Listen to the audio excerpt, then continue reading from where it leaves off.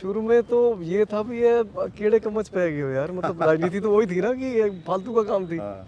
या इसको गलत नज़र से देखते थे। तो मेरी तब तक तो इमेज ठीक थी यार, ये मेहनती लड़का है, ये हमने देखा है बचपन से, अपना मेहनत करके इसने काम धंधा सेट करा है। तो तब उनको बड़े सारे लोग टोकते थे, यार ये कहाँ इलेक्शन विलेक्शन के चक्कर में पड़ गए तुम, यहाँ तो बिना शराब बांटे बिना पैसे बांटे कोई जीत ही नहीं सकता, तुम क्या समझा रहे हो। और कई पॉलिटिकल लोग होते थे, वो मजाक भी उड़ाते थे, ये आगे हैं जी, कहते हैं इलेक्शन लड़ेंगे, कल के बच्चे हैं। दिल्ली के लोगों ने जो मिसाल सेट की ना, ये इंडिया की राजनीति की दिशा बदली। दिल्ली की हम बात करते हैं, केजरीवाल की मॉडल की बात करते हैं, तो केजरीवाल मॉडल सिर्फ ये फ्री बिजली, फ्री पानी, सीसीटीवी कैमरा, अच्छे सरकारी स्कूल, अच्छे सरकारी हॉस्पिटल, सिर्फ यहीं तक सीमित नहीं है।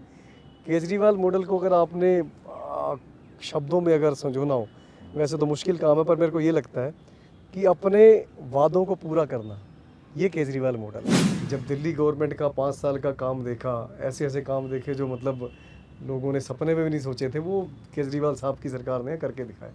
तो अब बड़ी एक्साइटमेंट है पंजाब के लोगों ने भी, इस बारी इनको ज़रूर चुनना है। पंजाब में एक सपोर्ट बेस बहुत बढ़िया बन चुका है। मेरे को लगता है अब 2022 में जो चुनाव होने हैं, अपनी वहाँ पर सरकार बनेगी और पंजाब फिर से खुशहाली की तरफ बढ़ेगा।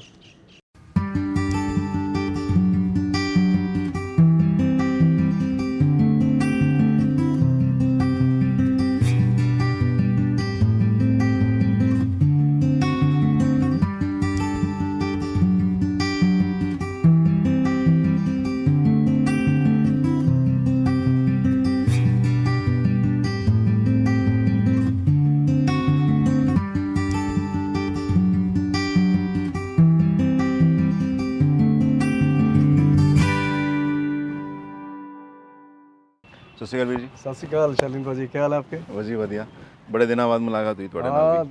धन्यवाद जी, आप सुबह सुबह इतनी शानदार जगह पे लेके आए। मेरे को लगता है ये वीडियो जब लोग देखेंगे तो बहुत सारे लोगों को तो यकीन नहीं होगा हम दिल्ली के बीच में शूटिंग कर रहे थे। ये हमारी एक यूएसपी भी है कि हम लोकेशन बड़ी एहतियात से और पर्सनैलिटी को देखते हुए अरे वाह, चूज़ करते हैं। ये तो सबको नसीब हो इतनी शानदार लोकेशन तो। तो आपके चेहरे पे एक स्माइल रहती है हमेशा इसका क्या राज है? देखो जी, बहुत कुछ ज़िंदगी में एक्सपीरियंस लिए जितने भी लिए, तो भाई मैंने तो कुल मिला के 3 चीज़ें ज़िंदगी में उसूल बना ली हैं, कोशिश करता हूँ। उनमें सबसे पहला भी खुश रहना है, अच्छा, दूसरा है फिट रहना है, तीसरा है जितना हो सके लोगों के काम आना है। कुल मिला के मैंने तो ये 3 अपनी ज़िंदगी के मंत्र सेट कर लिए हैं, बहुत बढ़िया। और कोशिश करते हैं, परमेश्वर की पूरी कृपा है, आशीर्वाद है उनका। तो गुरुद्वारे जाना होता है? हाँ, गुरुद्वारे मैं बचपन से ही जा रहा हूँ, लगातार जा रहा हूँ, हर दिन का मेरा नियम है। पर इसको क्या कहें कि अब पीछे जो लॉकडाउन हुआ, तो बचपन से लेके अब तक का नियम मेरा लॉकडाउन के बीच में आके टूटा, और फिर अब जैसे हम देख रहे हैं चीज़ें पटरी पे आना शुरू हो गई, तो फिर से रूटीन बन गया, नियम बन गया। जब पंजाब होते हो तब? गुरुद्वारे तो आजकल सब जगह है, और मतलब नियम नहीं टूटता कभी? हाँ, नियम नहीं टूटता, और कभी हो भी जाए तो मैं कोई इतना उस टाइप का नहीं, मुझे नियम टूट गया पता नहीं क्या हो गया। वो जो कर रहे हैं परमेश्वर की रजा में कर रहे हैं। कहते हैं जी एक पत्ता भी उनकी मर्जी के बिना नहीं हिलता, तो ठीक है, कभी मिस हो भी जाए, पर अपनी तरफ से कोशिश रहती भी एक बार जाके दर्शन कर ले। क्या चीज़ ऐसी है जो गुरबाणी में आपको बहुत प्रेरणा देती है, ध्यान रखते हैं आप? सबसे पहले तो इक्वालिटी। अच्छा, भाई गुरु साहब ने गुरबाणी में दर्ज किया है, सब्बे सांझी वाल सदायन, एक पिता एक कस के हम बारक, भाई सब हम एक पिता की संतान है। पूरी दुनिया में जितने भी जीव जंतु प्राणी हैं, एक नूर ते सब जग उपजे, एक कौन नूर पे भले सब कौन जगह मंदे। पे है, कौन भले को मंदे। तो ये चीज़ इक्वलिटी आज मेरे को लगता है इसकी हमारे देश को, हमारे समाज को बहुत ज़रूरत है। और कहीं ना कहीं मेरे को लगता है जब हमारे गुरु साहब, हमारे पूर्वज जब गुरबाणी लिख रहे थे, तो उनको अंदेशा था इस चीज़ का कि आने वाले टाइम में सिचुएशन चेंज होगी, और उस टाइम भी ऐसा होता होगा। तो उन्होंने गुरबाणी में ये भी दर्ज कर रखा है कि सतगुर को सबको वेखदा, जेता जगत संसार, डिठे मुकत ना हुए जिचर शब्द ना करी विचार। कि जो लिखा है अभी, उनको लगा होगा भी आने वाले टाइम में सिर्फ ये माथे टेकने तक सीमित ना रह जाए जो हम लिख के जा रहे हैं। तो उन्होंने उस टाइम लिख दिया था भाई कि जो लिख के जा रहे हैं, जब तक इस पे विचार नहीं ना करोगे, होगा। जब तक इसको अपने जीवन में नहीं लेके आओगे तो इन चीज़ों का कोई फ़ायदा नहीं। तो प्रैक्टिकली इन चीज़ों को, जो हमारे पास बहुत एसेट है, बहुत हमारे पूर्वज हमारे लिए छोड़ के गए हैं ज्ञान, पर उस ज्ञान को पहले तो पढ़ना, फिर उसको समझना, फिर उस पर विचार करना, ये जब तक नहीं होगा तब तक चीज़ें, मतलब वो चीज़ें बन नहीं पाएंगी जैसे हम की कल्पना करते हैं। और उन चीज़ों का फ़ायदा भी तभी होगा जब हम ये चीज़ें अपने अंदर लेके आएंगे, खुद से शुरू करेंगे। बिल्कुल। गीता में हम इसको श्रवण मनन निधिध्यासन कहते हैं, जी, है ना? वो सब एक ही सार है, एक ही तरीके बिल्कुल। से। सब जितने भी हैं धर्म ग्रंथ, मैं तो किसी पर्टिकुलर एक रिलीजन की बात ना भी करूं, तो सबका सार एक ही है। सब ने मतलब मिल के रहना, प्यार से रहना, कुदरत की केयर करनी, है ना, और ये सब चीज़ें सिखाई है। लड़ना, तोड़ना, बांटना, ये किसी ने नहीं सिखाया। एकम सत्यम विप्रा बहुधा वदंती। बिल्कुल। एक ही सच को विद्वानों ने अलग अलग तरीके वो से कहा। सच अपने अपने लफ्ज़ों में, अपनी अपनी भाषा में, अपने तरीके से बताया है। ठीक है, जितना समझ आए और उस पर चलने की कोशिश करते रहना चाहिए। सिखिज्म सबसे एडवांस, सबसे ना एक इवॉल्व रिलीजन है, जी, इसलिए बहुत सारी, मतलब सब रिलीजन से अच्छी चीज़ें बिल्कुल। उसमें दिखती हैं, और बहुत सारी चीज़ें, जैसे कई बार मूर्ति पूजा के बारे में बात होती है, तो बहुत सारी ऐसी चीज़ें जिससे समाज भटक सकता था, या शायद जिसकी रिलेवेंस इस समाज को देखते हुए नहीं थी, जी, कभी हुआ करती होगी। बिल्कुल। उन सब चीज़ों को छाट कर बहुत एक सार गर्भित तरीके से जी, ड्राफ्ट किया हमारे गुरुओं ने। जी। तो इसका फ़ायदा आपको लगता है कि आगे सालों तक जनरेशन्स कैसे लेंगी?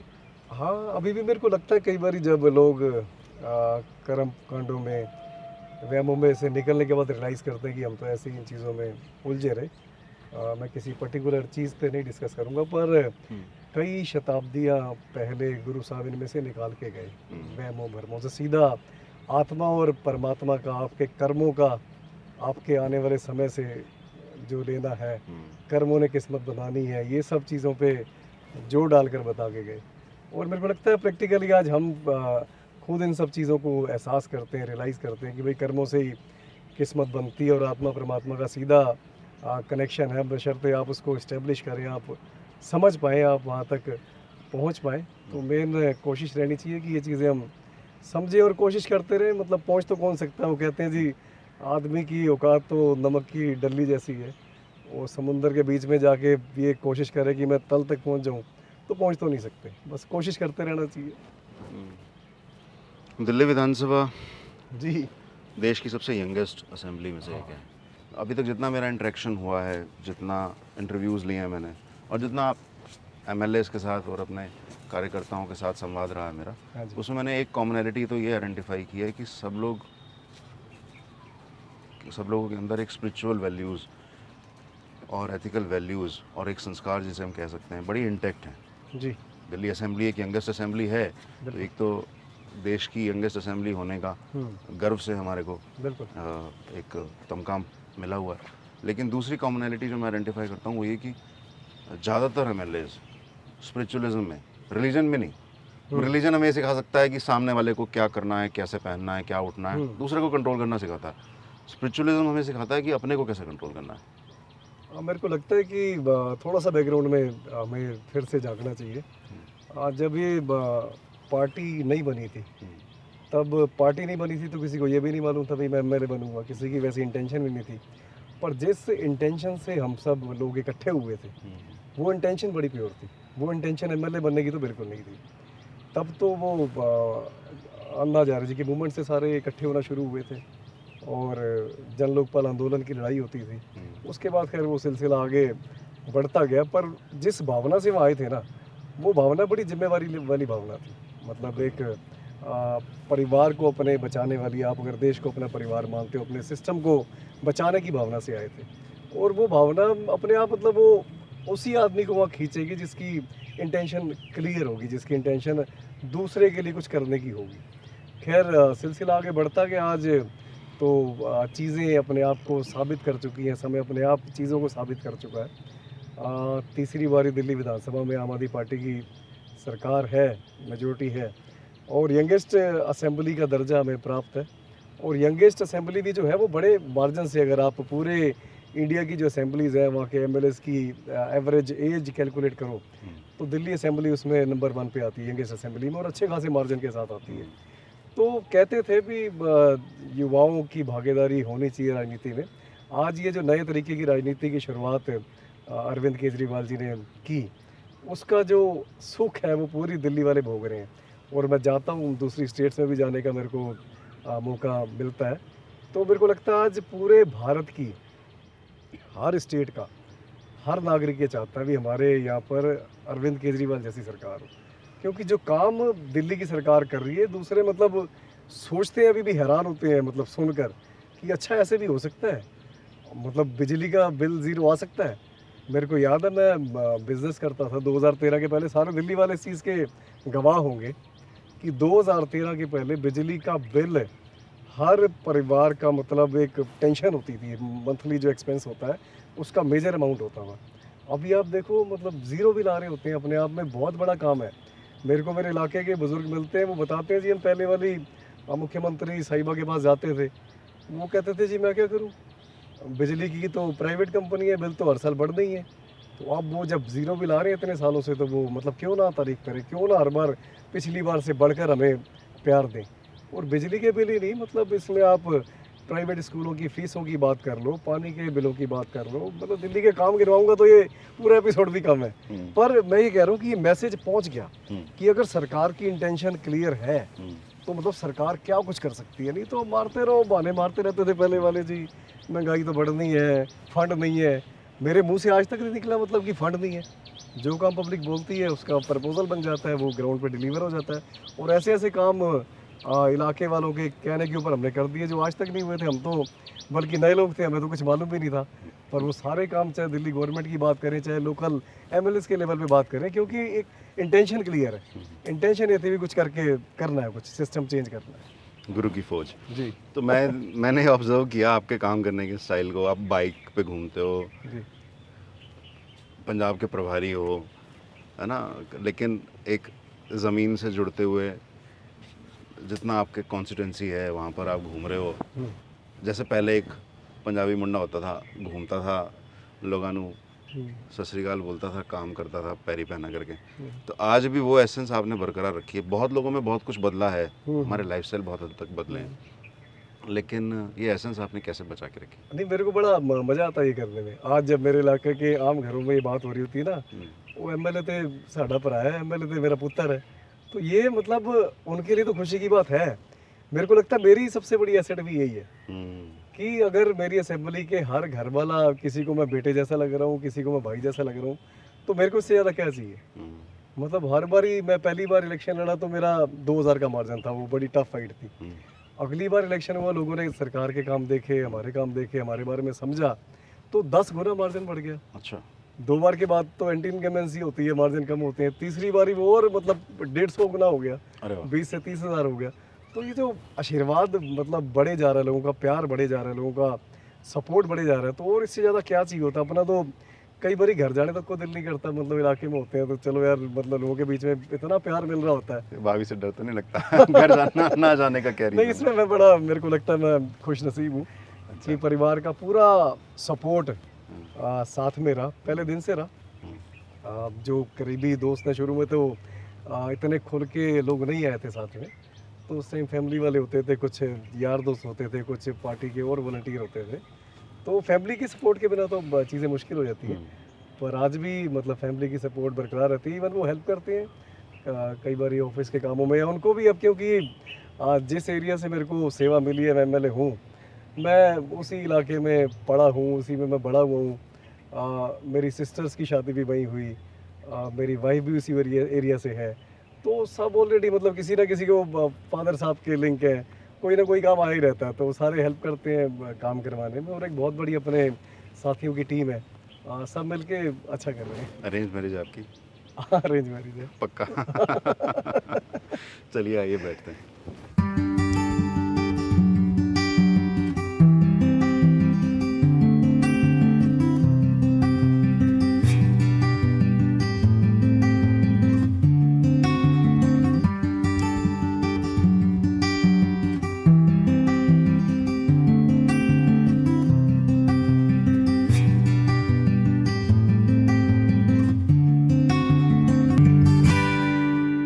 भाई आपका भी फार्मिंग से कुछ बैकग्राउंड रहा है फादर का?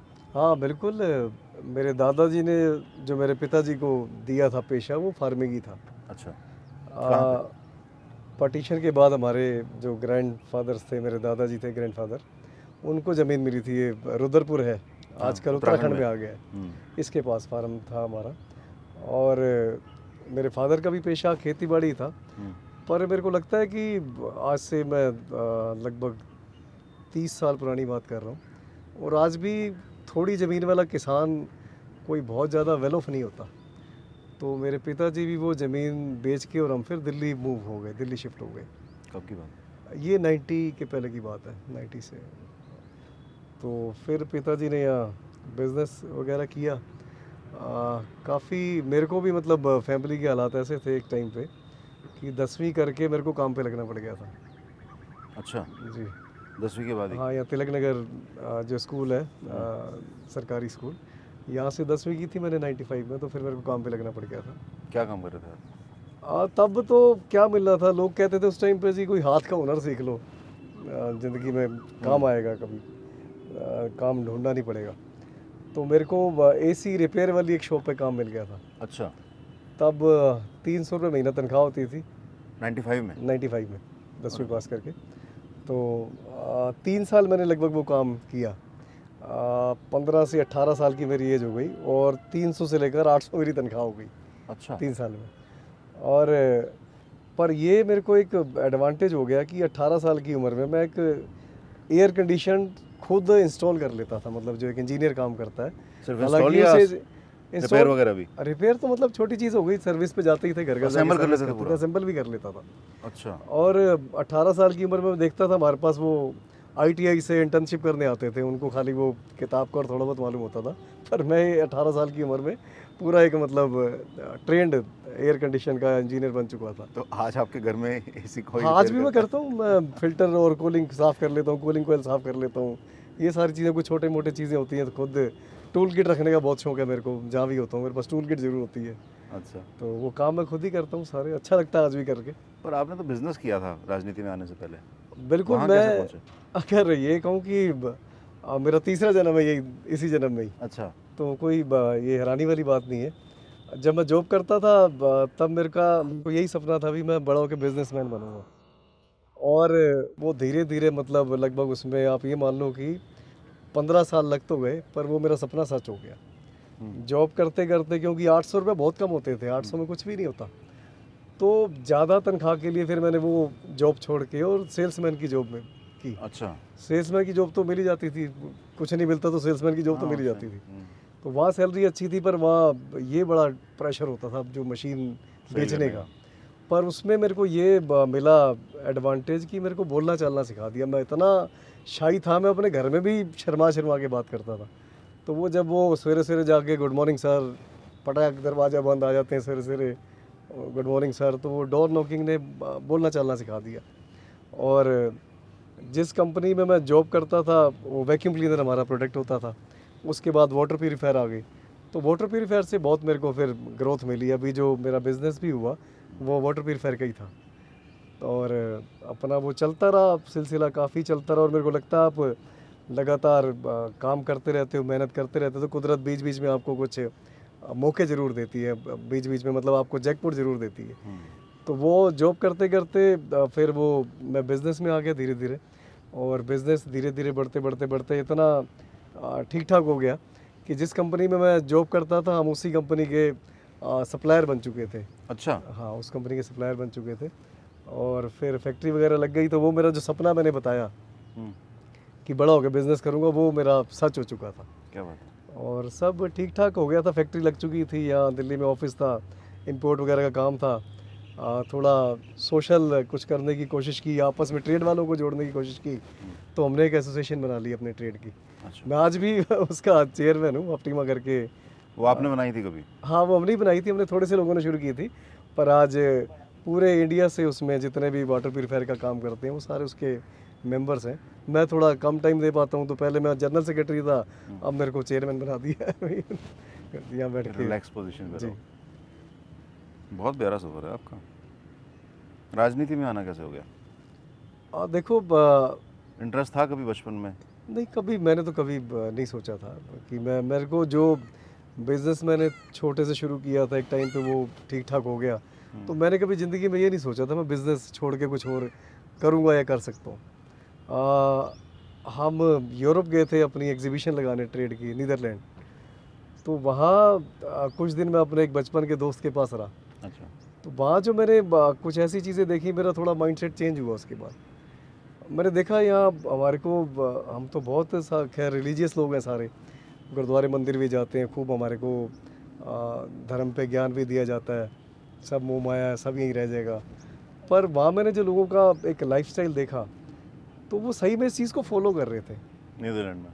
नीदरलैंड में मतलब बाहर कंट्री में लोगों का है इस तरीके का कि बहुत ज़्यादा अपने बच्चों के लिए जोड़ना है, उनके बच्चों के लिए जोड़ना है, उनके बच्चों के लिए जोड़ना है, ऐसा नहीं करते। ऐसा नहीं होता। वो अपना हफ्ते में 5 दिन कमाया, 2 दिन खर्चा, कोई बहुत ज़्यादा किसी को मकान बनाने की नहीं रहती, कोई बहुत ज़्यादा किसी को बैंक बैलेंस खड़े करने की नहीं रहती, और अपना ज़िंदगी को आराम से मज़े से जीते हैं, कुदरत की पूरी केयर करते हैं, नेचर की केयर करते हैं।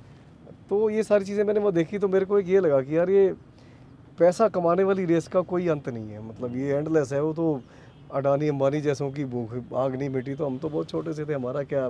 तो ये तो इसी में निकल जाएगा, तो कुछ अगर हो सके तो डिफरेंट करने का मौका मिले तो मैं ज़रूर करूँगा। फिर वो दिमाग में थॉट आती है, तो कुछ कुदरत उसके बाद आपको, मेरे को लगता है, रास्ता देती है। तो यहाँ है तो मेरे घर के साथ ही तिहाड़ झील है, हाँ। तो वो अन्ना हज़ारे वाला मूवमेंट तब शुरू हो चुका था। अच्छा। तो उनको रखा था वहाँ पर, तो हमारे गलियों से, हमारे मोहल्ले से लगातार लोग जाते थे शाम को मोमबत्तियाँ लेके। अच्छा। तो एक दिन मैं भी चला गया, तो मेरे को कुछ साथी मिले, तो उन्होंने बोला जी हमारे साथ वॉलंटियर करोगे। तो कोई फॉर्म भरवाया था उस टाइम उन्होंने, तो मैंने उस पर लिखा जी मैं डेली 2 घंटे दूंगा और संडे का पूरा दिन दिया करूँगा। बस वो फॉर्म भरना था, और वो रास्ता फिर आज बढ़ते बढ़ते बढ़ते आज आपके सामने ही है। क्या बात है, मज़ेदार है। तो इलेक्शन लड़ने का मन में कैसे आया? फैमिली ने कोई विरोध किया? कैसे रहा वो सफ़र? नहीं, मन में नहीं आया, ये उस जो रास्ता था सारा, जिस ट्रैक पे हम चल रहे थे, उसका एक पार्ट था। मैंने नहीं सोचा था, हालांकि तिलक नगर में पार्टी अभी शुरू ही हुई थी, बहुत थोड़े से लोग थे। तो तब तो हम पहले इंडिया अगेंस्ट करप्शन वाले वो भरते थे, फिर वो बिजली पानी वाले हम फॉर्म, बिजली आंदोलन वाले फॉर्म भरते थे। फिर 26 नवंबर 2012 को जब पार्टी फॉर्म हुई, उसके बाद वहाँ संगठन बनना धीरे धीरे शुरू हुआ। तो मैं बिल्कुल उस टाइम पे, तब हम वो 10 रुपये वाली मेंबरशिप की पर्ची काटते थे, डोनेशन लेते थे, वो 50 रुपये में वो स्वराज की किताब घर घर जाके देते थे, जन लोकपाल आंदोलन, जन लोकपाल बिल के इसके बारे में बताते थे। तो धीरे धीरे चीज़ें फिर नज़दीक आती गई। पार्टी ने ऐलान किया भाई हम 2013 का विधानसभा चुनाव लड़ेंगे। तो फिर एक शॉर्ट लिस्ट बनी, जितने एक्टिव वॉलंटियर्स थे सब ने, जिसने भाई इलेक्शन लड़ना है अपना फॉर्म भर के दो। तो मेरा भी फॉर्म भरा गया। फिर उसमें से 3 लोग शॉर्ट लिस्ट किए गए, 3 लोगों का वो पब्लिक डोमेन में डाल दिया गया भी इनके खिलाफ कुछ है, अगर आपको ये, क्या आपका ओपिनियन है, कुछ इनके खिलाफ आप जानते हो, कुछ ये अगर किसी गलत काम में इन्वॉल्व रहे हैं तो वो आप बताओ।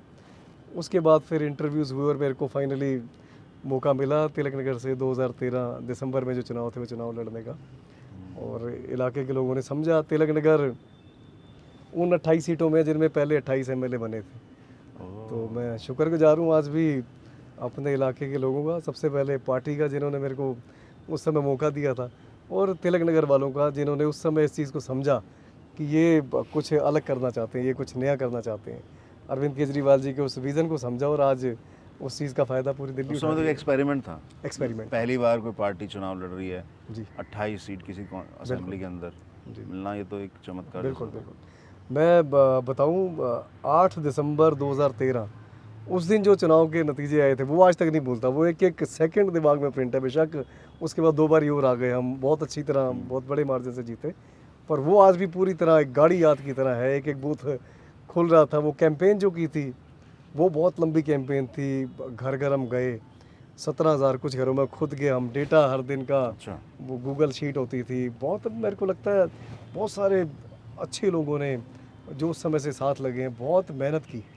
मतलब हमें तो ये एडवांटेज मिल गई कि हम एक चेहरा बन गए उसका, पर हमारे पीछे बहुत सारे लोगों ने बहुत ज़्यादा मेहनत की है। तो जिन जिन घरों में आप गए होंगे, कभी ऐसा भी हुआ होगा कि कभी कुछ साल पहले वहाँ पे वैक्यूम क्लीनर बेचने के लिए भी गए होंगे, ऐसा हाँ हुआ? बिल्कुल, मेरे को तो आज भी ये दिल्ली की सड़कें हैं, ये सारी याद दिलाती रहती हैं वो सारी। तो उन घरों में जब कभी इन्हें आपने घंटी बजाई थी वैक्यूम क्लीनर बेचने के लिए और आज आप वोट मांगने के लिए जा रहे हो, उनका क्या रिएक्शन होता था? रिएक्शन शुरू में तो बड़ा अजीब था। अच्छा। शुरू में तो ये था भी ये केड़े कमच पे गए हो यार, मतलब राजनीति तो वही थी ना कि ये फालतू का काम थी, हाँ। या इसको गलत नज़र से देखते थे। तो मेरी तब तक तो इमेज ठीक थी, यार ये मेहनती लड़का है, ये हमने देखा है बचपन से, अपना मेहनत करके इसने काम धंधा सेट करा है।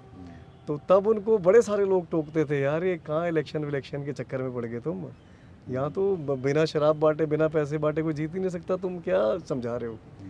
और कई पॉलिटिकल लोग होते थे वो मजाक भी उड़ाते थे, ये आ गए हैं जी, कहते हैं इलेक्शन लड़ेंगे, कल के बच्चे हैं। तो मेरे को लगता है वो जो पैसे शराब वाली बात करते थे, उन सब लोगों ने मिलके ऐसे लोगों के मुंह पे एक तमाचा मारा कि यार बिना पैसे बांटे बिना शराबे बांटे भी इलेक्शन लड़े जा सकते हैं। ये दिल्ली के लोगों ने जो मिसाल सेट की ना, ये इंडिया की राजनीति की दिशा बदलेगी। बिल्कुल। क्या एज थी आपकी पहला इलेक्शन जीते जब? मैं तब 30 साल का था। क्या बात, यंगेस्ट एमएलए थे? नहीं यंगेस्ट नहीं था, मेरे से छोटी एज के ही वो थे। कौन? हमारा वो प्रवीण प्रकाश था। जारवाल है। प्रकाश जारवाल सबसे छोटा। प्रकाश जारवाल तो मेरे को लग रहा है जब वो कैंपेन कर रहा था तब वो 25 साल का वो भी नहीं था, हाँ। पर जब वो नॉमिनेशन फाइल करना था तब वो 25 साल का था। तो वो बहुत, राखी बिरला है, बहुत सारे मेरे से कम एज वाले भी हैं, मतलब 30 साल तो मैं फिर थोड़ा सीनियर हूँ, मेरे से कम एज वाले भी बहुत हैं। ओके।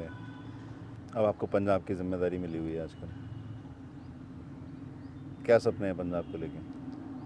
देखिए पंजाब एक ऐसी स्टेट है जहाँ दिल्ली के बाद आम आदमी पार्टी को अगर सबसे ज़्यादा प्यार कहीं से मिला है तो पंजाब से मिला है। बेशक एक एक करके अब सारी स्टेट्स में आम आदमी पार्टी की, दिल्ली सरकार के काम देखने के बाद एक एक्साइटमेंट, एक इंटरेस्ट पैदा हो रहा है आम आदमी पार्टी के उम्मीद भी लिए। पैदा हो रही है, हाँ। पर पंजाब में आप देख सकते हैं 2014 में हम लोकसभा चुनाव लड़े थे, तब हमारे को 4 MP पंजाब में दिए थे। तब से ही बहुत ज़्यादा एक सपोर्ट बेस, और पंजाब उन एक ऐसी स्टेट है जहाँ हमेशा बदलाव को या किसी चीज़ की पहल करनी हो तो पंजाब उसमें सबसे अव्वल आता है। तो पंजाब से वो शुरुआत 2014 में हो गई थी 4 MP की सीटों से। उसके बाद 17 में हम जब विधानसभा लड़े तब भी हमारे को मेन जो अपोजिशन पार्टी होती है उसका वहाँ पर रोल मिला।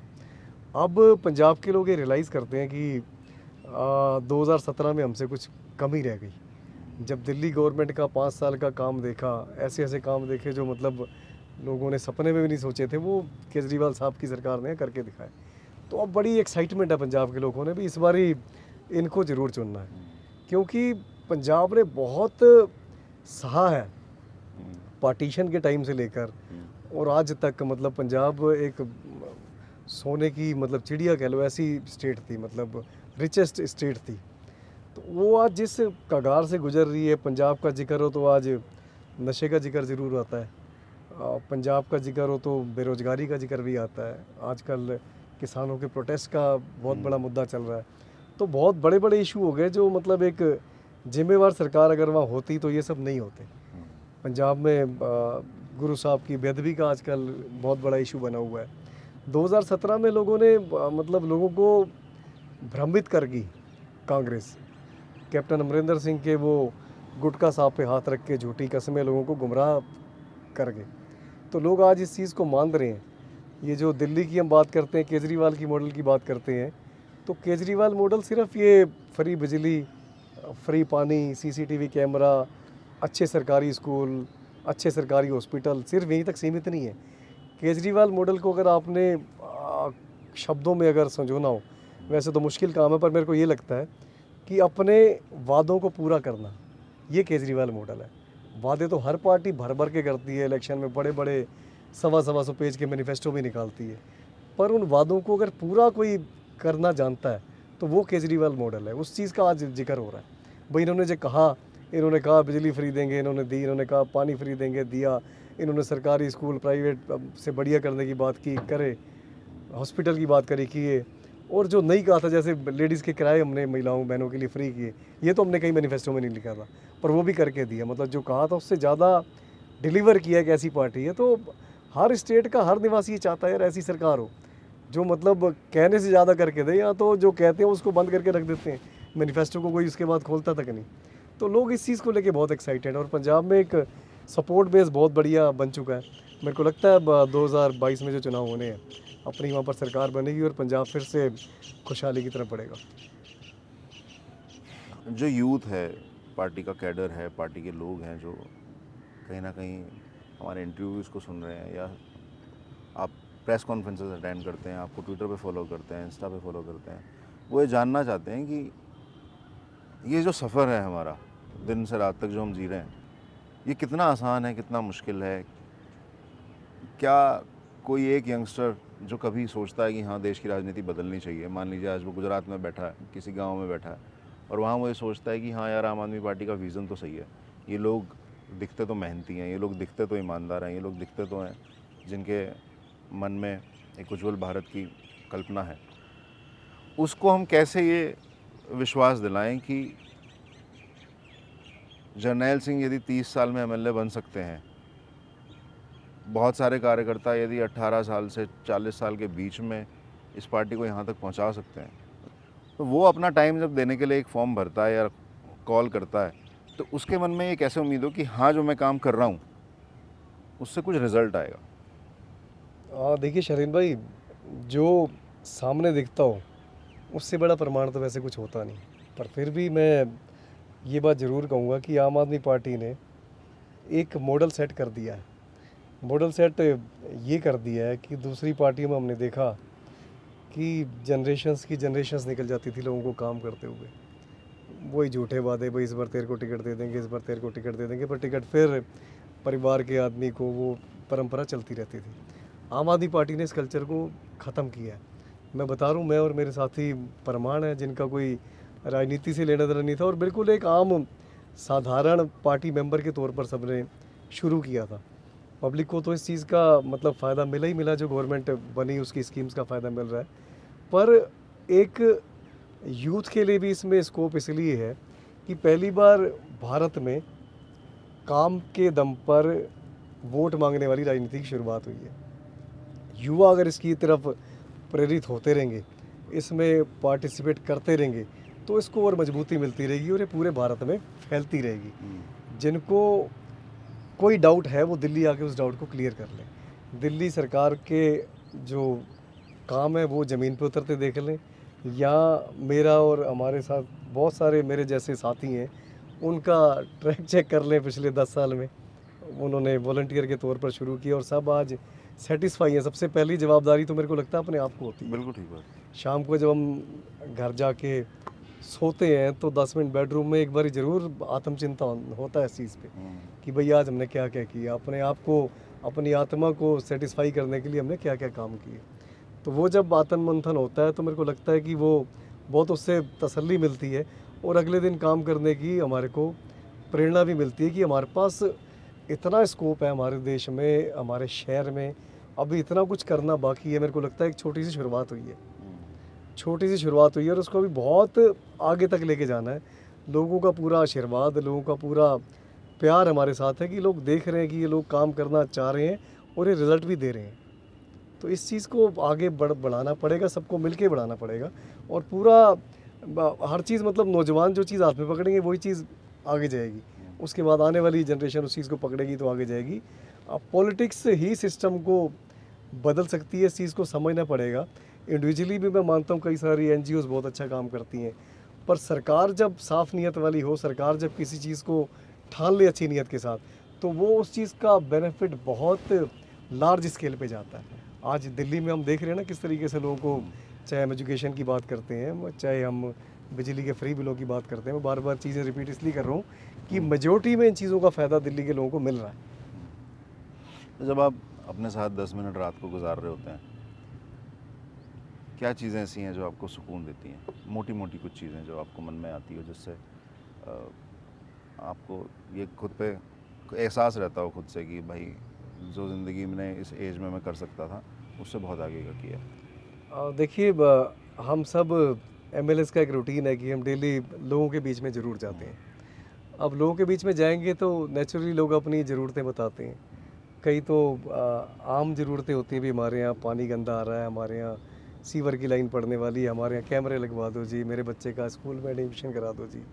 तो ये चीज़ें तो हमें परमात्मा ने इतना सक्षम बना दिया, यानी लोगों ने इतना सक्षम बना दिया कि हम ये सारे काम करवा पाते हैं। सारे नहीं भी हो पाते, कई बार कुछ ऐसी डिमांड्स भी आ जाती हैं जो सरकार के उसमें नहीं आती Purview हैं से दायरे बाहर में। है। तो अच्छा लगता है कई बार ऐसे लोग साथ में जुड़े होते हैं, किसी बच्चे के प्राइवेट स्कूल की फ़ीस भरनी है, किसी को कुछ ऐसा खर्चा आ गया जो इमीडिएटली सरकारी स्कीम से नहीं होता, तो कुछ लोग मिलके उसकी मदद कर देते हैं। अच्छा। और मेरे को खुशी इस चीज़ की कि मैक्सिमम चीज़ें तो अपनी सरकार के उससे ही करवा लेते हैं। भाई ये जो चीज़ें लोग कह रहे हैं आज की डेट में, सड़क, सीवर, पानी, कैमरा, वाईफाई, ये सब चीज़ें तो सरकार कर ही रही है। और जब किसी का काम हो जाता है, किसी को इलाज की ज़रूरत है, उसको जाके सरकारी अस्पताल में बढ़िया इलाज मिल गया, किसी के बच्चे का स्कूल में एडमिशन नहीं हो रहा था, उसका अच्छे स्कूल में एडमिशन हो गया, सरकारी स्कूल में एडमिशन हो गया, तो वो जो दुआएं हैं मेरे को लगता है वो हमारी हर दिन की कमाई है, क्या बात। वो हमारी एसेट है। तो वो उससे परमात्मा हमारे को शाम को अच्छा हमारे को भर के भेजता है उन दुआओं से। और हर दिन यही कोशिश रहती है कि ज़्यादा से ज़्यादा वो दुआएं इकट्ठी की जाएँ। ऑफिस चलता है वहाँ डेली, मेरे को लगता है बहुत बड़ी गिनती में लोग आते हैं, और कोशिश रहती है सबको अच्छे तरीके से अटेंड करके उनके काम किए जाएँ। और जैसे मैंने बताया कि मैं तो सिर्फ एक चेहरा हूँ, एक बहुत बड़ी टीम हर विधानसभा में लगी रहती है, क्योंकि ऊपर से अगर एक अच्छा विज़न है तो नीचे ज़मीन तक लोगों को प्रेरणा मिलती है कि इनके साथ जुड़ना है। आज आईबी बोर्ड की मैं बात कर रहा हूँ, जिन लोगों को आईबी बोर्ड के बारे में मालूम है कि क्या मतलब रेवोल्यूशन आने वाला है, जो चीज़ें पिछली सरकार का तो नारा था कि सरकारी स्कूलों को प्राइवेट स्कूलों के लेवल का बनाएंगे, अब आईबी बोर्ड की बात करते हैं तो अब तो नारा ये हो गया है कि सरकारी स्कूलों को प्राइवेट से भी बहुत ऊपर लेके जाएंगे। जिन लोगों को आईबी बोर्ड के बारे में मालूम है वो हैरान है, अच्छा दिल्ली सरकार के स्कूलों में आईबी बोर्ड मिल रहा है। तो ये चीज़ें देखकर अब अच्छे अच्छे लोग जुड़ रहे हैं कि हम बताओ हम कैसे आपके साथ जुड़ सकते हैं। ये एक एसेट है। जब हर दिन अलग अलग आपके इलाके से अलग अलग वर्गों से लोग आते हैं, कोई अच्छा जॉब कर रहा है, कोई अच्छा बिजनेस में है, कोई स्टूडेंट है, किसी ने भी बिल्कुल अपना शुरू ही करना है करियर, वो आके कहता है जी मेरे को आपके साथ जुड़ना है, आपके साथ काम करना है। तो मतलब बहुत सुकून देती है ये चीज़ें कि हम कुछ ठीक ही कर रहे होंगे, भाई लोग आके कह रहे हैं ये बात। तो ये चीज़ सुन के बड़ी तसल्ली होती है और हर दिन और मोटिवेशन मिलता है काम करने का। सही बात। परिवार में कौन है ना आपके? परिवार में मेरे फादर साहब हैं, मेरी माताजी हैं, मेरी वाइफ है, मेरे 2 बेटे हैं। कितने बड़े हैं बच्चे? शादी हुई थी जी 2010 के अंदर, साथ के साथ 11 में बेटा हुआ पहला, और जब पिछली बार पंजाब इलेक्शन चल रहे थे तो 17 में मेरा दूसरा बेटा हुआ, मतलब एक 5 साल का एक 10 साल का है। तो बच्चे भी इलेक्शन के हिसाब से आपको याद रहते हैं?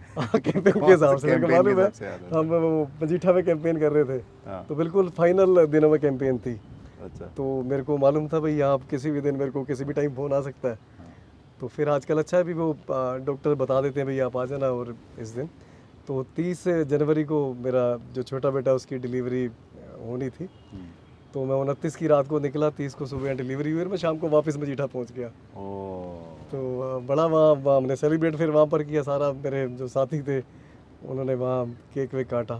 तो ये ध्यान रहता है क्योंकि ये हिस्सा बन गई है, जैसे परिवार हिस्सा है लाइफ का, तो ये भी मतलब लाइफ का हिस्सा ही है सारी ये चुनाव कैंपेन, पॉलिटिकल, एमएलए ऑफिस, ये सब मतलब सब मिल इकट्ठा ही चलता है, अलग नहीं है। कभी भाभी कंप्लेन नहीं करती?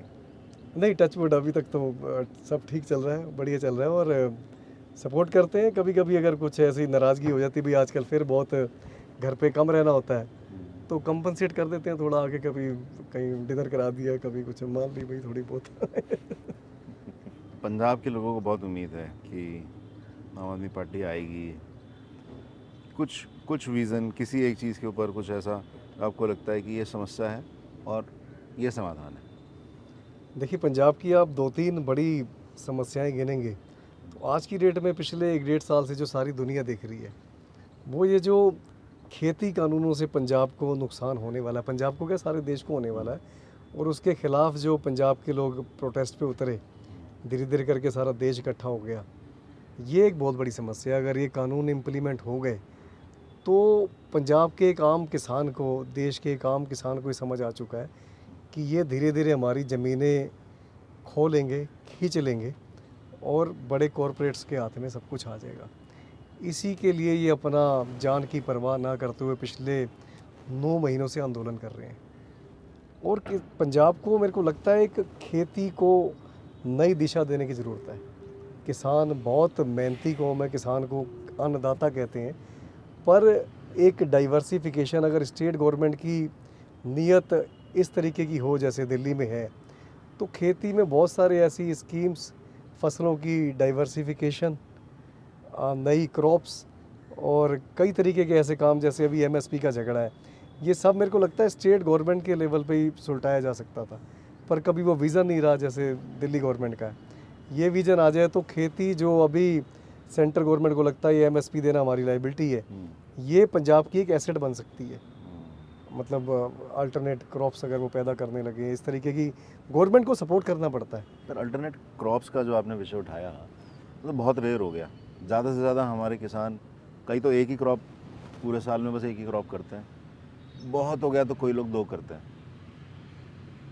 जो हमारा पैटर्न था खेती का कि 3 से 4 क्रॉप निकालना, ये तो बहुत ट्रेंड बचा नहीं। और ये एक रीज़न भी है कि पंजाब से बठिंडा से एक ट्रेन चलती है जिसको हम कैंसर ट्रेन के नाम से भी जानते हैं। पेस्टिसाइड और फर्टिलाइज़र का यूज़ इतना ज़्यादा है और उसमें एक क्रॉप रोटेशन एक बड़ी इंपॉर्टेंट चीज़ है, क्योंकि हम फसलों की बुआई और कटाई इस तरह से नहीं हो रही है कि ज़मीन को जो ताकत चाहिए वो पैदा हो सके। वो एक सिस्टम होता था साइंटिफिक। तो कहीं ना कहीं जनमानस में चेतना की, अवेयरनेस की भी कमी है। जहाँ तक मतलब सरकार को बहुत सारा काम इसमें करना था, किसानों के साथ खड़ा होना था। आज आप बिल्कुल ठीक कह रहे हो कि जहाँ कानूनों को लाकर किसान को बिल्कुल साइड किया जा रहा है और जो कॉरपोरेट कह रहे हैं, जो अंबानी अडानी कह रहे हैं, उनकी बात को सबसे ऊपर रखा जा रहा है कि भाई किसान का हित का फैसला वो, किसान के हित का वो देखे, हमें तो इनकी सुननी है। अब बिल्कुल आप देखो अगर पिछले 1.5-2 साल के अंदर की सारी कहानी है। कल के दिन ये कानून लेके आए गए थे, जब हमारे प्रधानमंत्री जी का जन्मदिन था तब ये कानून प्रेजेंट किए गए थे। और इस कानून के प्रेजेंट होने से पहले ही बड़े बड़े उद्योगपतियों ने वहाँ पर साइलो बना लिए थे, जिनके बीच में सीधी ट्रेन जाती हैं और अनाज लेके बाहर ले जाती हैं स्टोरेज के। मतलब स्कीम्स किन के कहने पर बनाई जाती हैं ये आप सीधा आप समझ सकते हैं। एक मेरे को जो समझ आया वहाँ लोगों से बात करके कि ये धान से पंजाब के किसानों को अपना थोड़ा वो जान छुड़वानी पड़ेगी। पहले धान बोते हैं, बड़ी मेहनत से धान पैदा होता है और फिर उसके बाद सरकार के आगे गिड़गिड़ाते हैं भी इसको खरीदो। और धान में क्या है कि पानी बहुत ज़्यादा, तो अब पंजाब में वो पानी का संकट भी धीरे धीरे पैदा होता जा रहा है, वाटर टेबल नीचे जाता जा रहा है। इन क्रॉप से अगर आप देखेंगे, अब शुरुआत की है लोगों ने, अल्टरनेट फसलों की शुरुआत की है, अच्छी कमाई भी हो रही है। सूरजमुखी है, आज सरसों का तेल है। इन चीज़ों पे अगर सरकार, स्टेट गवर्नमेंट अगर इंटरेस्ट लेके और पॉजिटिव तरीके से पॉलिसीज़ बनाना शुरू कर दे तो एक तो किसान को अच्छा फसल मिलेगा, अपनी फसल के अच्छे दाम मिलेंगे, और दूसरा ये जो पानी जैसी ये नेचर से संबंधित, पर्यावरण से संबंधित चीज़ें, इनसे भी छुटकारा मिलेगा। क्योंकि पानी कम होता है तो फिर साथ साथ आप देखते हैं एनवायरनमेंट को अपने आप में एक संकट पैदा हो रहा है। पानी बहुत बड़ा चैलेंज है। तो स्टेट गवर्नमेंट अगर पराली की बात करें, हम खेती से जुड़ा है, पराली हर साल का संकट है। पहले वहाँ किसान को अगर कुछ ऐसा प्रोविज़न दिया होता, किसान वहाँ पर किसी इस टाइप की इंडस्ट्री को वहाँ प्रमोट किया होता कि जिससे पराली का, जैसे दिल्ली में हमने किया कि दिल्ली सरकार ने अपने लेवल पे पराली के ऊपर घोल मारा और वो पराली खाद बन गई। ये पंजाब में तो बहुत पहले होना चाहिए था। दिल्ली में तो बहुत थोड़े से एरिया में खेती होती है। पंजाब का तो मेन मतलब खेती प्रधान सूबा है और बहुत बड़ी समस्या है। बिल्कुल, पंजाब में तो मेरे को लगता है दशकों पहले हो जाना चाहिए था। पर जैसा अब लीड कर रही है दिल्ली की गवर्नमेंट, चाहे हमारा प्राइम दिल्ली के लोगों का कोई पेशा नहीं है खेती, पर फिर भी खेती के बीच में एक एक्सपेरिमेंट करके दिखाया। तो इस चीज़ से सोच है ना, एक सरकार की सोच है। तो ये चीज़ें जब धीरे धीरे लोगों को मालूम चलती हैं और ये मालूम चलता है कि यार ये सरकार कर तो सकती है, ये करना नहीं चाहते थे हमारे वाले, हमारे से जो हमने आज तक चुन के रखे। तो इन सब चीज़ों को लेकर लोगों का एक माइंडसेट बन चुका है। मेरे को लगता है चाहे वो खेती की बात हो, क्योंकि जब सरकार के नियत में आ गया भी हमने काम करना है, हमने कोई अपने हमारे एमएलएज ने, मंत्रीज ने नशे का कारोबार करके पैसे नहीं कमाने ना हमने कमाने देने, हमारे कोई यहाँ ट्रांसपोर्ट माफिया को सपोर्ट नहीं करना, हमने कोई माइनिंग माफिया को सपोर्ट नहीं करना, बल्कि इन सबको माइनिंग को एसेट बनाकर और उसके टैक्स के पैसे से हमने लोगों की सेवा करनी है, भलाई करनी है। तो कायाकल्प हो सकता है। दिल्ली तो आप जानते हो, दिल्ली में तो दुनिया भर की रिस्ट्रिक्शंस हैं सरकार के ऊपर, उसके बावजूद इतने काम हो रहे हैं। मेरे को ध्यान है, आपको भी ध्यान होगा, ये सीसीटीवी कैमरे लगने थे दिल्ली में। 7 दिन 7 रात तक स्टेट का सीएम, स्टेट के डिप्टी सीएम, PWD मिनिस्टर साहब LG के ड्राइंग रूम में बैठे रहते हैं। तब ये कहते थे जी ये तो प्राइवेसी ख़त्म हो जाएगी दिल्ली वालों की, ये रीज़न दिया था। आज मेरे को हमारे थाने के SHO बोलते हैं जी हमारे तो ज़्यादातर केस ही आपके CCTV के कैमरे की बदौलत सोल्व हो रहे हैं। हाँ क्राइम अगेंस्ट वुमेन कम हुआ है, बिल्कुल। 4% तक कम हुआ। और केसेस जो हो रहे हैं वो क्रैक करने में कितनी हेल्प कर रहे हैं CCTV कैमरा। तो इस विज़न वाली सरकार जब आ जाती है तो कायाकल्प हो सकता है, मतलब सपने सच हो सकते हैं। और खुशी की बात यह है कि इस चीज़ को लोग समझ रहे हैं। जितना मर्जी ये मीडिया मैनेजमेंट कर लें, जितना मर्जी ये डरा लें, पर दिल्ली में भी किया ही ना। दिल्ली में बड़े बड़े इनके पार्टी के प्रेसिडेंट साहब तक ने आगे पर्चे बांटे गलियों में। पर लोगों को समझ आ चुका है भाई ये काम करने वाले हैं, तभी काम के दम पे वोट मांग रहे हैं। और ये जिस नाम पे वोट मांगते हैं ना, जिस नाम पे, उससे काम नहीं होता। हमारे को हमारे बच्चों के लिए अच्छे स्कूल चाहिए, हमारे को हमारे लिए अच्छा रहना खाना पीना, अच्छी जॉब चाहिए। तो इन चीज़ों को लोगों ने चुना दिल्ली के अंदर। तो मेरे को शालीन भाई कभी कभी ऐसा लगता है कि मेरा इसी शरीर में, इसी शहर में तीसरा जन्म है। आप सोच सकते हो कोई जब लड़का 15-16 साल का 300 रुपये महीने की नौकरी कर रहा हो तो उसके दिमाग में क्या चलता होगा। सही बात है। तब मेरे Survival दिमाग बहुत बड़ी में बात होती है। बिल्कुल तब मेरे दिमाग में चलता था मैं बड़ा होकर बिजनेसमैन बनूंगा। वो सपना इसी शहर में मेरा सच हुआ। ये दिल्ली की सड़कें सारी आज विटनेस है, मेरे को याद कराती हैं वो सारा समय। जब बिज़नेस सारा इस्टेब्लिश हो गया, बंदा सोचता है अभी शादी हो जाए, शादी हो गई, घर बन गया, तब मेरे को लगने लगा किसी स्टेज पे आके कि अब मतलब मैं जितना सोचता था सारा हो गया, अब कुछ मेरे को करना चाहिए, समाज के लिए कुछ होना चाहिए। तो फिर ऐसा कुदरत ने एक जरिया बना दिया कि आज आप देख सकते हो वो सपना भी सच हो गया। मतलब आज मतलब ये तो ये ऐसा हो गया जितना मैंने सोचा भी नहीं था, ये उससे भी ज़्यादा हो गया। तो अब मेरे को कुछ आगे सोचने को नहीं रहा। मेरे को ये लगता है मैं जितना इसमें ज़्यादा से ज़्यादा कर पाऊँ, अब लोगों की सेवा जितनी कर पाऊँ वो कम है। बहुत बढ़िया बात है। नहीं सच में ये इतनी सी उम्र में तो 3 जिंदगियां, तो चलो एक आपने बिल्कुल ठीक बात बोली कि 300 रुपये की सैलरी, महीने की सैलरी, बिल्कुल 300 रुपये महीने की, 300 रुपये यही 300 रुपये महीने की सैलरी। छाबड़ा रेफ्रिजरेशन मालवीय नगर होता था, आज भी है अच्छा। ई ब्लॉक में। और एक शेर है बड़ा शानदार कि शौक़ होते हैं हर उम्र में जुदा जुदा, पहले खिलौने, फिर दोस्त, फिर पैसा, फिर रुतबा, फिर खुदा। तो ये सारे शौक़ परमेश्वर ने बड़े बखूबी पूरे करवा रहे हैं। और अब तो कोशिश ये है भी अपनी तरफ से जो ज़्यादा से ज़्यादा हम सर्विस कर पाएँ, जितना लोगों को सर्व कर पाएँ, जितना वापस कर पाएँ वो कम है। नहीं, ये यूथ के लिए बड़ा इंस्पिरेशनल है यार, 300 रुपये महीने की सैलरी से। और बहुत पुरानी बात नहीं, 15 साल। हाँ यही दिल्ली है 1995। हाँ नहीं अब तो खैर 25 साल हो गए। हाँ 1995 की बात कर रहे हैं, 25 साल पुरानी बात होगी। मेरे को खुद यकीन नहीं होता, मेरे को देख के कई बार लोग मतलब आप नहीं 15 मानते साल की हैं। उम्र से काम कर रहे हो। बिल्कुल।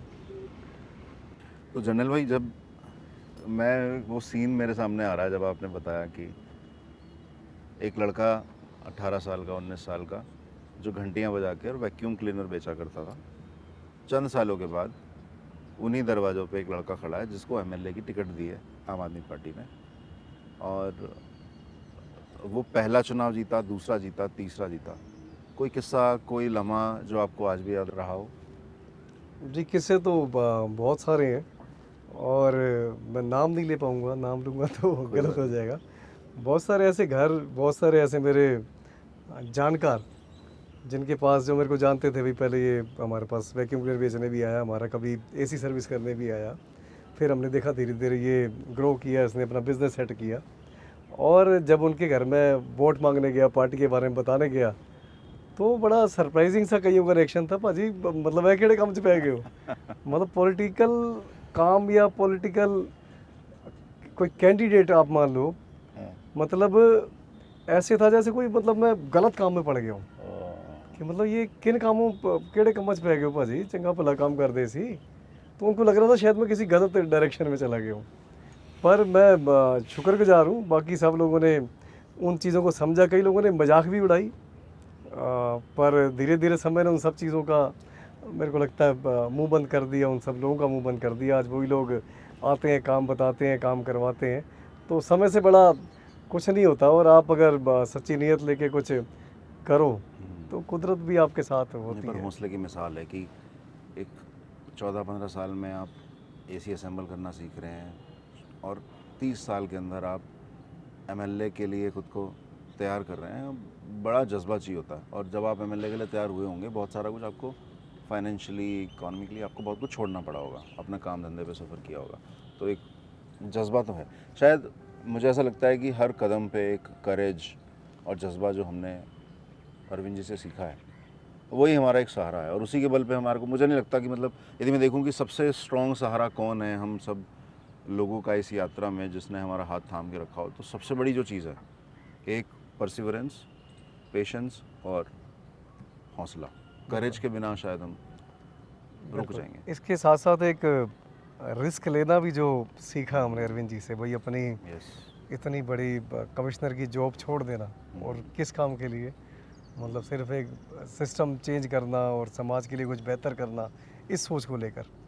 पार्टी तो बहुत बाद में बनी, मतलब आप परिवर्तन के समय से अगर देखें अरविंद जी का, तो बहुत बड़ा गली गली sacrifice जाकर था। राशन की लड़ाई लड़ रहे मतलब एक सपना होता है किसी का आईएएस आईआरएस बनना, उसके बाद आप पहुंच जाओ, सपना ये होता है कि मेरी बढ़िया जॉब लग जाए, उसके बाद आप नौकरी भी, आपको बढ़िया रैंक मिल गया, उसके बाद भी आप छोड़ दो। तो मतलब मेरे को लगता है आज अगर देखते हैं, अभी कुदरत ने किसी खास काम के लिए बनाया था, कुदरत में वो सारी एनर्जी भरी बिल्कुल ठीक थी बात है, जिसको उन्होंने एक दुनिया को भी मैसेज दिया। सही बात है। मेरे को याद है, मैंने आपको जैसे पहले बताया, मैं कभी नहीं सोचता था मैं अपना बिज़नेस छोड़ सकता हूँ, कि पहली ईंट से लगा लगा कर एक आपने छोटा सा घर बनाया। तो पता नहीं कहाँ से इतना, मेरे को लगता है अरविंद जी को देख के ये सब एनर्जी हमारे अंदर भी आई होगी कि अगर वो कर सकते हैं तो हमने तो क्या, एक थोड़ा सा खाली डेली 2 घंटे की कमिटमेंट की थी, जो आगे चलकर ये बदल गई। तो एक रिस्क लेने का जो मेरे को लगता है दम अरविंद जी ने दिखाया, उससे भी सबको बहुत कुछ सीखने को मिला। बहुत इंस्पिरेशनल है वो। पंजाब में नशे की समस्या जो है, कहीं ना कहीं बहुत डीप है, और उसमें हमें पता है कि दुनिया भर में जितनी अफ़ीम सप्लाई होती है और भारत में जो अफ़ीम सप्लाई आती है, उसमें 93% के आसपास अफ़गानिस्तान के थ्रू रूट होकर आती है। बॉर्डर स्टेट होने की वजह से पंजाब हमेशा से वल्नरेबल रहा है, ससेप्टेबल रहा है। इस पे क्या आपको लगता है कि कहाँ चूक रह जाती है राज्य सरकार से, कि पूरे पंजाब में साल भर के अंदर 14,000 करोड़ रुपए की अफ़ीम यूज़ हो जाती है, 14,000 करोड़ रुपए की अफ़ीम पंजाब के बच्चों तक पहुंच रही है, और सरकार हाथ पे हाथ रख के बैठी है। बहुत दुखद है, और सरकार अगर चाहती तो ये रुक सकता था। मतलब आज भी आप देखते हो, बड़े बड़े पंजाब के जो नेता रहे हैं, उनके नाम सीधे इस ड्रग के कारोबार से जुड़ते हैं। और अफ़ीम तो मैं कहता हूँ कि अफ़ीम से बड़े बड़े भी बहुत नशे हैं, जिसको एक चिट्टा करके पंजाब में बोला जाता है। जिसको वो हम नशा हेरोइन बोलते इतना बर्बादी कर चुका है पंजाब के अंदर, अभी भी किसी इन्वेस्टिगेटिंग एजेंसी की रिपोर्ट दबा कर रखी हुई है, कोर्ट के आदेशों के बाद वो खोल नहीं पा रही, जिसमें एक बिग फिश का नाम है। वो सारे राजनीतिक फिश का नाम होगा। बिल्कुल, वो भी पॉलिटिकल लीडर रहे हैं, मंत्री रहे हैं पंजाब के, और वो रिपोर्टें आज तक नहीं खुल पा रही। आज तक इनका, सरकार बेशक बदल गई, पर आपस में इतना मजबूत ताना बाना है कि ना तो उस नशे के कारोबार को ही ख़त्म कर पा रहे हैं, और ना ही उन लोगों को पकड़ के अंदर कर पा रहे हैं। मेरे को लगता है वहाँ अगर आम आदमी पार्टी की सरकार बन गई होती तो आज ये सब चीज़ें वहाँ पर सुधर चुकी होती, और लोग इस चीज़ को, बड़ी बात है कि महसूस कर रहे हैं। और बहुत ज़रूरी है पंजाब को बचाने के लिए कि ऐसे विज़न का वहाँ पर जाना, जो मतलब दिल्ली में भी आप देखते थे ना पहले, टैंकर माफिया चल रहा है, फलाना माफिया चल रहा है, सब सरकार की शय पे ही चलता था। तो ये आज वहाँ आज भी बरकरार है, जिसको तोड़ अगर कोई सकता है, क्योंकि कांग्रेस और अकालियों को लोग देख चुके हैं, उनका तो सारा पैदा ही खुद का किया हुआ है। बेहिसाब एमएलए जिनका नाम शामिल आता है इन स्मगलिंग के मामलों में, ड्रग्स के मामलों में, तो जब तक सरकार की मंशा नहीं होगी, सरकार के खुद के एमएलए, खुद के मिनिस्टर्स लगे होंगे इन कारोबार से पैसा बनाने में, तो कहाँ से सुधार होगा। सरकार एक अच्छी विल पावर वाली होना बहुत ज़रूरी है वहाँ पर।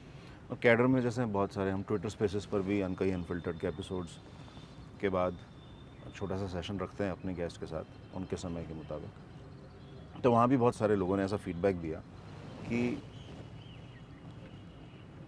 पूरे आम आदमी पार्टी के संगठन में एक इंतज़ार है कि कोई एक फुल स्टेट पार्टी को मिले, जिसमें जो विज़न है ऊपर से लेके नीचे तक पहुंच पाए।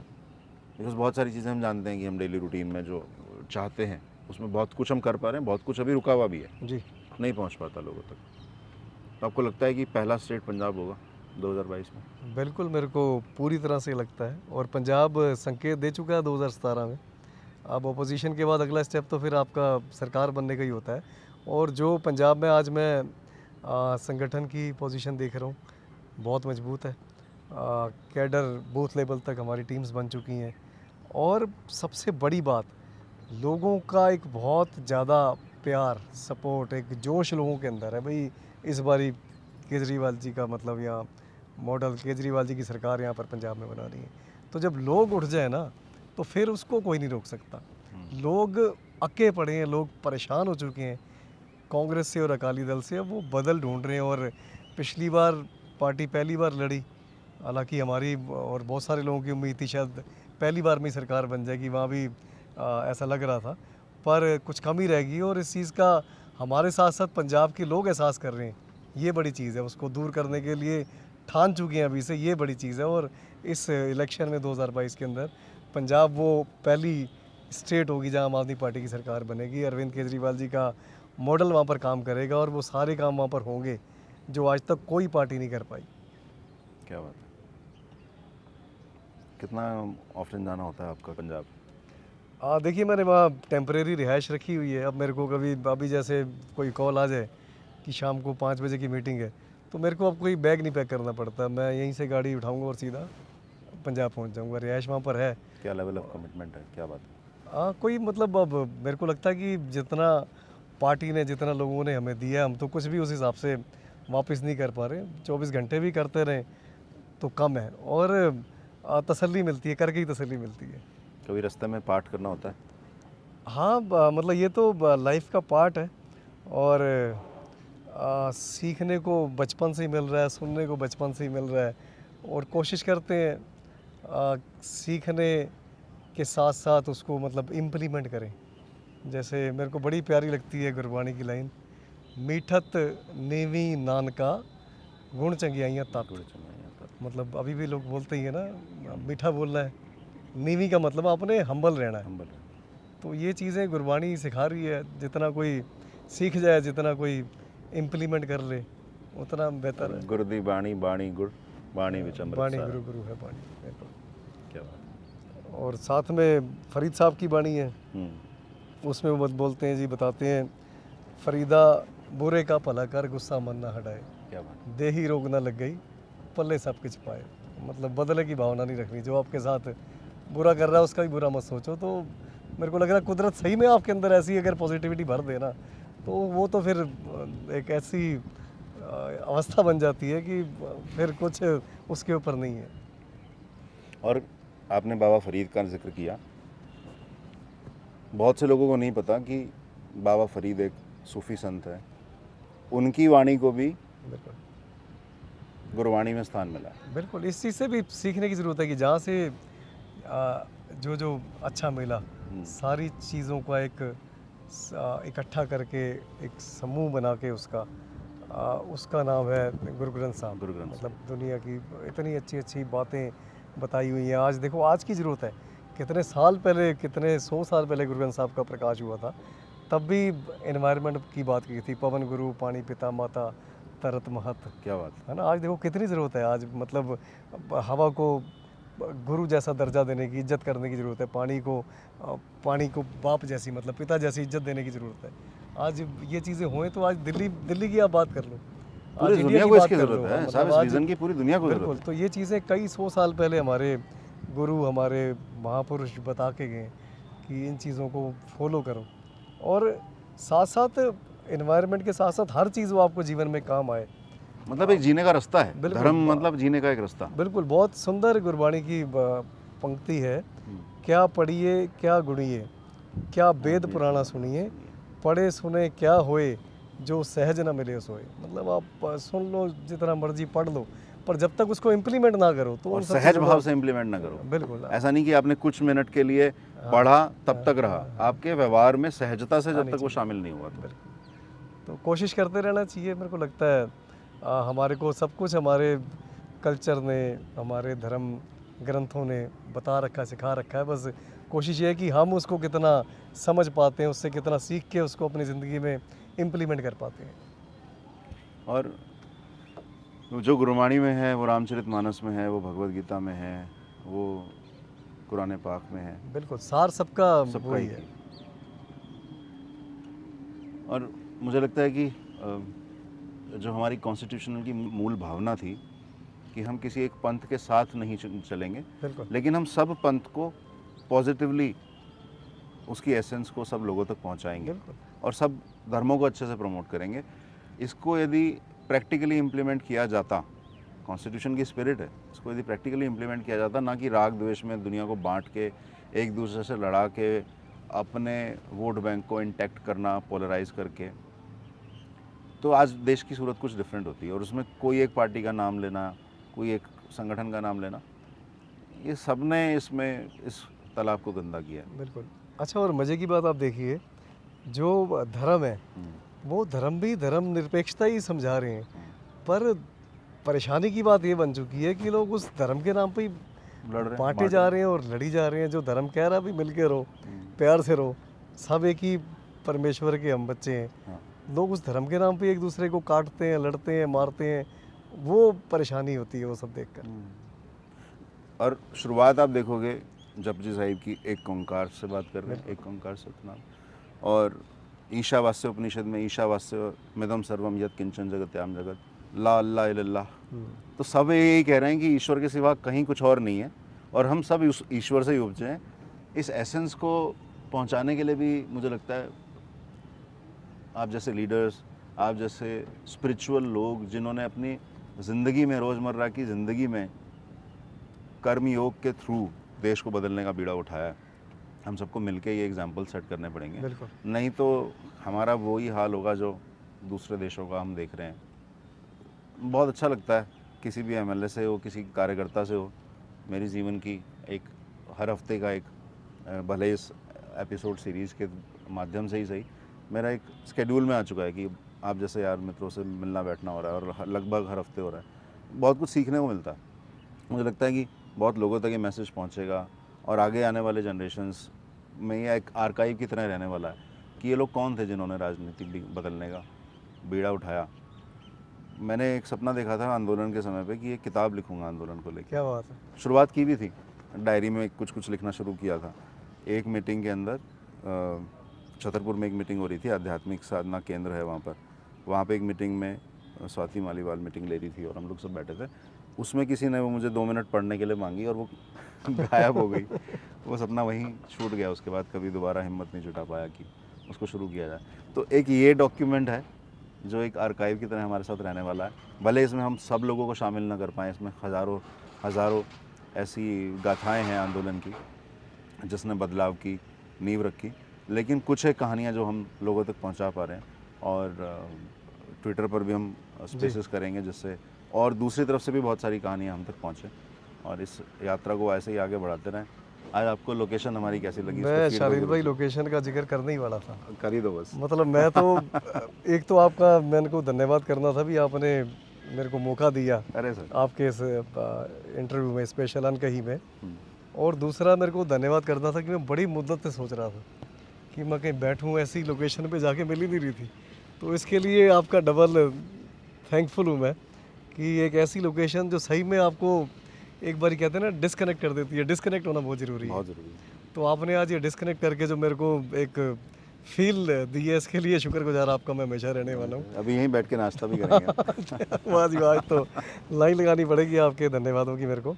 और बहुत मतलब मैं एक्साइटेड था मैंने जब आपका देखा। मैंने सौरभ भाई का, मैंने आतिशी जी का, उसके बाद दिलीप भाई का, बहुत सारे आपने एपिसोड किए। तो हर बारी मेरी भी इच्छा होती थी कि आपके इस एपिसोड में कुछ यूनिकनेस है कि कोई मतलब इसमें फॉर्मेलिटी नहीं है भाई, जो दिल में आ रहा है आप बोल सकते हो। कुछ सोच के नहीं बोलना, मैं कुछ प्लान करके नहीं आया था, मेरे को नहीं मालूम था आप क्या पूछने वाले हो। पर जिस एम्बियंस में आपने आज बातचीत की, ये सारी ज़िंदगी याद रहने वाला है। मज़ेदार। बहुत शुक्रिया, बहुत शुक्रिया जी। आप सबका भी बहुत शुक्रिया जो लोग इसमें साथ देते हो हमारा। हाँ, सारे टीम मेंबर्स का बहुत बहुत धन्यवाद भाई। बहुत अच्छा आपने शूट किया। और शालीन भाई का स्पेशली मैं परमेश्वर से यही प्रार्थना करता हूँ भी आप कर, तो मेरे को मालूम है ये आप शौक़ से रहे हो, पैशन से रहे हो, पर इसमें भी आपको खूब कामयाबी मिले, यही मेरी परमेश्वर से प्रार्थना है। तो आज हम छोले कुलचे खाने वाले हैं। बिल्कुल चले। चलिए सर, बहुत शुक्रिया। थैंक यू, खत्म थैंक्स करते हैं। Thank you.